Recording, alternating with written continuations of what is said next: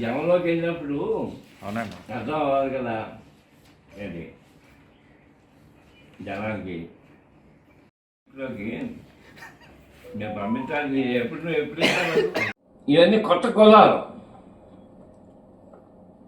గులాలు తయారు చేసాం. ఈ గులాలన్నీ కూడా రేపటి నుంచి పవన్ కళ్యాణ్ గారు కూడా పరిగెడుతూ పవన్ కళ్యాణ్ గారు సాధనే ధ్యేయంగా ఆయన్ని రాజ్యాధికారం చేపట్టడమే ధ్యేయంగా ఆయనకి అధికారంలో ఆయన గౌరవానికి ఏమాత్రం కూడా తగ్గకుండా తగిన హోదా లభించేటువంటి పరిస్థితుల్లో ఆ ధ్యేయంగా వారు చేపడుతున్నటువంటి ఈ కూటమి అంటే తెలుగుదేశం బీజేపీ జనసేన కూటమి, ఆ కూటమి యొక్క విజయమే ధ్యేయంగా వైఎస్ఆర్సీపీ అధ్యక్షుడైనటువంటి జగన్మోహన్ రెడ్డి గారిని ఓడించడే ధ్యేయంగా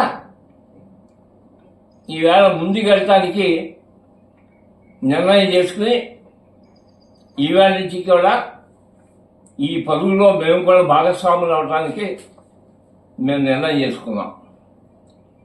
అంటే మా సంక్షేమంతో పాటు, నా సంక్షేమం అంటే చెప్పాను కదా, సంక్షేమం అంటే అనేక రకాలుగా ఆర్థికంగా అభివృద్ధి చెందడానికి కాపుల యొక్క అభివృద్ధిని కోరి వెళ్ళటానికి మాకు అంటూ కొన్ని ప్రణాళికలు ఉన్నాయి.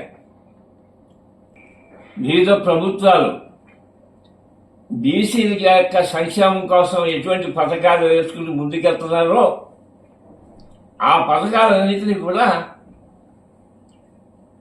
కాపు కులస్తులు కూడా వర్తింప చేయాలనేటువంటి ఒక డిమాండ్ని కూడా ఈ మధ్య ముందుకు తీసుకురావడం జరిగింది. మేము ప్రకటిస్తూ మీ మేనిఫెస్టోలో పెట్టాలి, రేపు ఇచ్చిన ఎలక్షన్ మేనిఫెస్టోలో పెట్టాలనే నినాదం కూడా ఈవేళ మేము కాపు బద్య సంక్షేమ సంఘం తీసుకున్నాం. సంక్షేమాన్ని వదిలిపెట్టకుండా ఇకపోతే రిజర్వేషన్స్ ఇష్యూ, కాపులకి రిజర్వేషన్స్ ఇష్యూ హైకోర్టులో పెండింగ్లో ఉంది, అది నడుస్తూ ఉంది. ఈవేళ రేపు మనకి వీలుగానే కాపులకి వీలుగానే నిర్ణయాలు చెబుతానంటే ఆశతో మేము ఉన్నాం. ఈవేళ రాజకీయంగా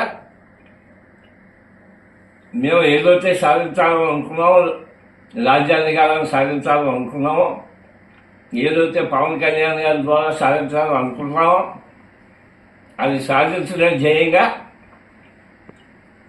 మా గుర్రాన్ని కూడా ఇంతవరకు పరిగెత్తించిన గుర్రాలు తాత్కాలికంగా ఆగినా కొత్తగా ఈవేళ ప్రకటించిన ఈ గుర్రాలన్నీ కూడా అతి వేగంతో పవన్ కళ్యాణ్ గారి వెనకాల పరిగెత్తాయి.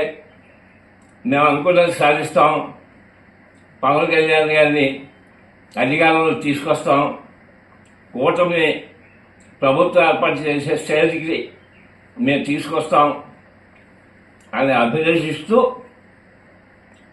ఈ రోజున మా జనరల్ బాడీ తీర్మానం ప్రకారంగా ఏదైతే ఎగ్జిక్యూటివ్ కమిటీ అంటే మా గుర్రాలు